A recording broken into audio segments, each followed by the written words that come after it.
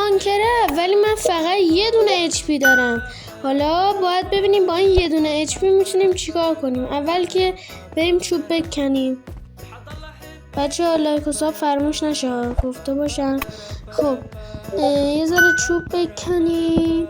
چوب. خب یه دونه هم کرافتینگ تیبل باید بسازیم.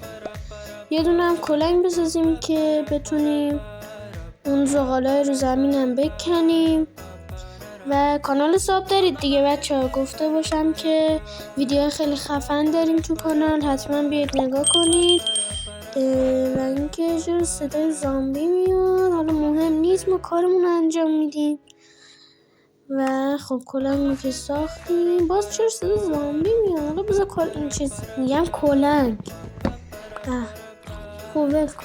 خب زامبی اینجاست از اون. خب بکشیمش.